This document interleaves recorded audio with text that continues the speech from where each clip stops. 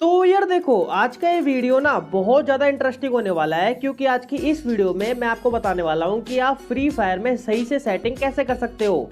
कैसी अपमानजनक बातें कर रहा है लड़का, ये अश्लील है ये लोंडा। मेरा मतलब है कि ये जो आपकी कंट्रोल सेटिंग है, इसको आपको किस तरीके से क्या क्या रखना है, क्योंकि आपको तो पता ही है कि ये जो हमारे फ्री फायर वाले हैं ये कितने ज्यादा महान और दयावान है। इनको हर अपडेट में कंट्रोल सेटिंग और डायमंड के प्राइस में कुछ ना कुछ ऐड करना ही होता है। और मैं लिख के दे रहा हूँ कि आपको इनमें से 5-6 सेटिंग के बारे में तो बिल्कुल भी नहीं पता होगा और पक्का गलत सेटिंग में खेलते होगे। जिसको ऑन करना चाहिए उसे ऑफ कर देते होगे, जिसको ऑफ करना चाहिए उसे ऑन कर देते होगे। और वहीं तुम लोग सबसे बड़ी गलती कर देते हो और बस सोचते रह जाते हो कि भाई ये सामने वाला बंदा तो इतना अच्छा खेल पा रहा है, लेकिन हम नूबड़ों की तरह खेले जा रहे हैं। इसीलिए आज का ये वीडियो आपके लिए बहुत ज्यादा इंपॉर्टेंट है, क्योंकि आपको नई नई चीजें पता चलने वाली है। इसीलिए वीडियो का एक पार्ट भी स्किप मत करना और जल्दी से एक बार वीडियो के नीचे देखो, आपने अभी तक लाइक वाले बटन पे क्लिक नहीं किया है तो भाई एक लाइक तो कर ही सकते हो यार। और जो बंदे नए आ रहे हैं वो फटाफट सब्सक्राइब भी कर लो। चलते अपन वीडियो को शुरू करते हैं। तो मैं आ चुका हूँ सिंपली अपनी कंट्रोल सेटिंग्स में, और यहाँ पे जो सबसे पहला ब्लॉक है ना वो है शूटिंग का। और इसमें हमें 3 ऑप्शन देखने को मिलते हैं। सबसे पहला है एम प्रिसीजन, दूसरा है लेफ्ट फायर बटन और तीसरा है होल्ड फायर टू स्कोप। तो सबसे पहले बात करते हैं कि अगर आप अपने एम प्रिसीजन को डिफॉल्ट पर रखोगे तो क्या होगा। तो अगर आपने इसे डिफॉल्ट पे रखा हुआ है तो इससे आपको बहुत ज्यादा फायदा होने वाला है, क्योंकि जैसे कि मान लो कि आपने अपने एम को अपने एनिमी के थोड़ा सा साइड में रखा हुआ है, तो जैसे आप अपने एक बार अपने फायर बटन पे क्लिक करोगे तो आपका एम ऑटोमेटिकली एनिमी के ऊपर चला जाएगा।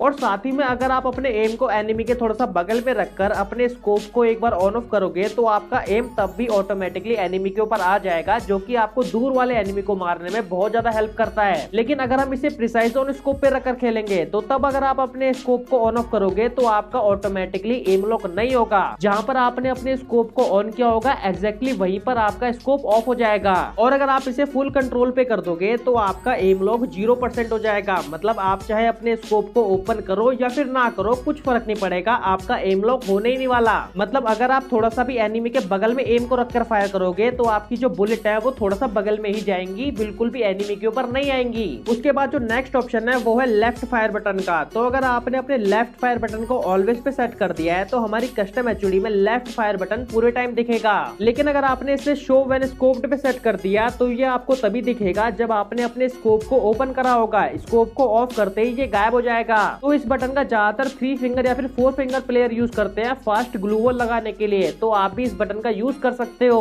उसके बाद आता है हमारा होल्ड फायर टू स्कोप वाला ऑप्शन। तो ये ऑप्शन सिर्फ और सिर्फ स्नाइपर चलाने के लिए ही है। जैसे कि मान लो आपने इसे ऑन किया हुआ है ना, और आप M2B कार 98 या फिर AWM है ना, या फिर कोई सी भी स्नाइपर चला रहे हो, तो जैसे आप अपने फायर बटन पे क्लिक करोगे तो आपका ऑटोमेटिकली स्कोप ओपन हो जाएगा। और जैसे आप अपने फायर बटन को छोड़ोगे तो आपका एक बुलेट फायर होते ही आपका ऑटोमेटिकली स्कोप ऑफ भी हो जाएगा। लेकिन अगर आप होल्ड फायर टू स्कोप को ऑफ करके फायर बटन पे क्लिक करोगे तो सिर्फ आपकी एक बुलेट फायर ही होगी, कोई भी स्कोप ओपन नहीं होगा। तो भाई अगर आप स्नाइपर चलाते हो ना तो आपको इसको हमेशा ऑन करके ही खेलना चाहिए, क्योंकि इससे सिर्फ एक बटन से 3 काम हो जाते हैं। पहले स्कोप ओपन हो जाता है, फिर उसके बाद फायर भी हो जाता है और फिर अपने आप स्कोप बंद भी हो जाता है। तो इसीलिए आप हमेशा इसको ऑन ही रखना। उसके बाद आता है हमारा नेक्स्ट ब्लॉक जिसका नाम है असिस्टेंस, और इसके अंदर हमें 4 ऑप्शन देखने को मिल जाते हैं। जो सबसे पहला है उसका नाम है क्विक वेपन स्विच। तो अगर आपने इसे ऑन कर दिया है तो आपकी कस्टम एचओडी में एक बटन ऐड हो जाएगा जिस पे क्लिक करके आप अपनी गन को स्विच कर सकते हो। और ज्यादातर जो वन टैप प्लेयर होते हैं वो इस बटन का यूज करते हैं। और वैसे ही उसी के जस्ट नीचे आता है क्विक रिलोड का ऑप्शन, जिसको ऑन करने से आपकी कस्टम एचओडी में एक और बटन ऐड हो जाएगा जिस पे क्लिक करने से आपकी जो गन है वो रिलोड हो जाएगी। लेकिन आप इस क्विक रिलोड वाले ऑप्शन को ऑफ ही रखना, क्योंकि आप सिंपली अपने गन बॉक्स पे क्लिक करके भी रिलोड कर सकते हो, है ना। फालतू में बटन बढ़ाने से कोई फायदा नहीं है। उसके बाद आता है हमारा फ्री लुक का ऑप्शन, और इसको ऑन करते ही हमें 3 ऑप्शन और दिख जाते हैं, पैराशूट, स्प्रिंट और ड्राइव। तो फ्री लुक को ऑन करने से क्या होता है कि हम भागते भागते आराम से पीछे या फिर दाएं बाएं कहीं पे भी देख सकते हैं, या फिर अगर हम पैराशूट से कूद रहे हैं तो हम आसपास ये भी देख सकते हैं कि कौन सा बंदा कहाँ पे कूद रहा है। या फिर अगर आप गाड़ी चलाते हो तो आप लोग गाड़ी चलाते चलाते भी पीछे देख सकते हो फ्री लुक की मदद से, है ना। तो आप लोग इसको हमेशा ऑन रखना।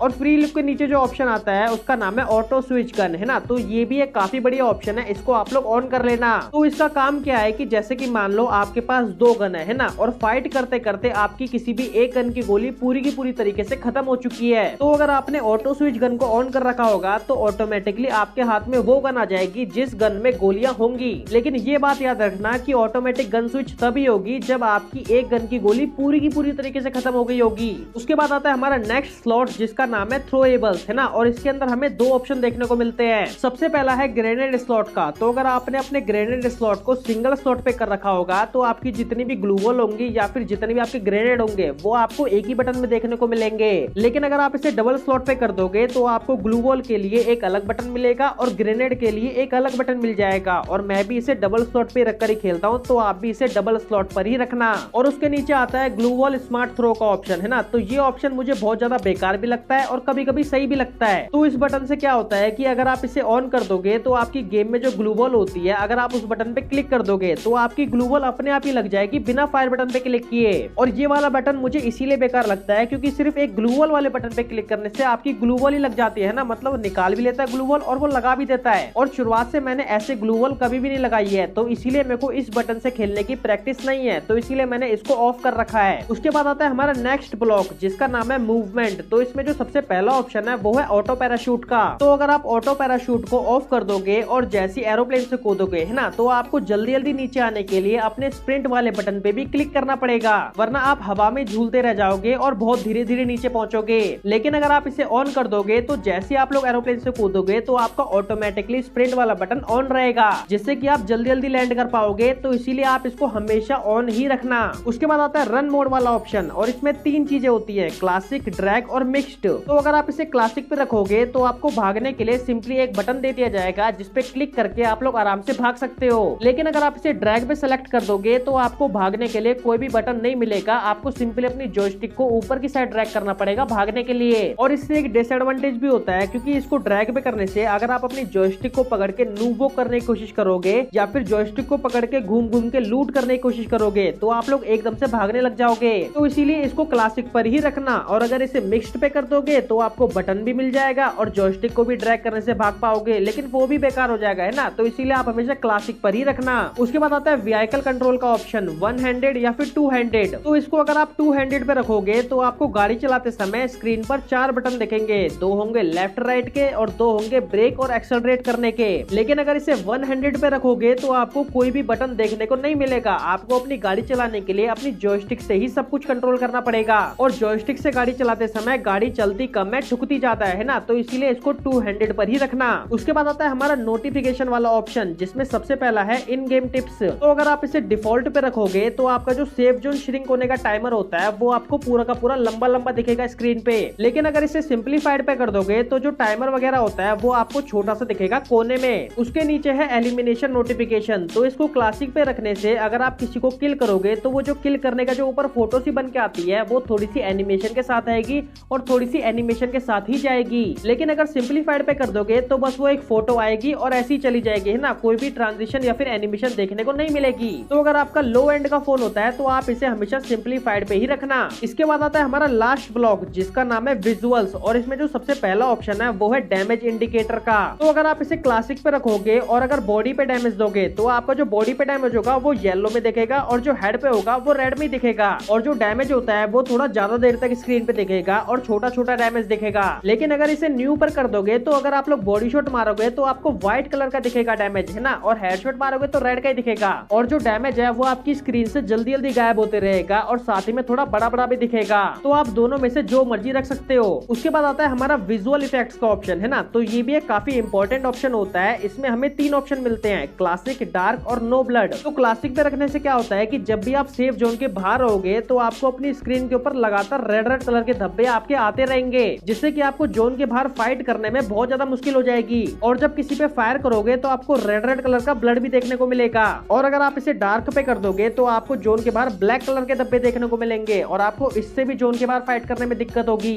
और किसी के ऊपर फायर करोगे तो आपको ब्लैक कलर का ब्लड देखने को मिलेगा। लेकिन अगर इसे नो ब्लड पे सेट कर दोगे तो आपको जोन के बाहर कोई भी दाग धब्बा देखने को नहीं मिलेगा, जिससे कि आप जोन के बाहर आराम से फाइट ले पाओगे। और किसी पे फायर करते समय भी आपको कोई भी ब्लड देखने को नहीं मिलेगा, तो इसीलिए इसे हमेशा नो ब्लड पे ही रखना। उसके बाद जो हमारा हिट मार्कर है इसे आप क्लासिक या फिर न्यू कुछ भी कर लेना। और जो आपका टीममेट इन्फो है, अगर आप इसे ट्रांसलूसेंट पे कर दोगे और अपने टीममेट के पास जाओगे तो आपका जो टीममेट का नाम होता है उसकी ओपेसिटी थोड़ी सी कम हो जाएगी, और टीममेट के थोड़ा सा दूर जाते ही उसके नाम की जो ओपेसिटी है वो वापस से 100 हो जाएगी और पूरा का पूरा सही से नाम दिखेगा। लेकिन अगर इसे क्लासिक पे रखोगे तो आप चाहे पास जाओ या फिर दूर जाओ, आपको पूरे टाइम आपका जो टीममेट का नाम है वो पूरा व्हाइट में ही दिखेगा। तो इसे आप जो मर्जी रख लेना, मैं तो इसे ट्रांसलूसेंट पे ही रखता हूँ। और बाकी इसमें कोई भी इंपॉर्टेंट सेटिंग नहीं बची है, बस आप लोग अपने डिस्प्ले में आना और यहाँ पे एकदम नीचे आके अपने गन शॉट अलर्ट्स को ऑन कर लेना, जिससे कि जितने भी एनिमी जहाँ से भी फायर कर रहे होंगे वो आपको अपनी स्क्रीन पे साथ के साथ दिखते रहेंगे एक बुलेट के सिंबल में, है ना। तो आप लोग इसको हमेशा ऑन करके रखना।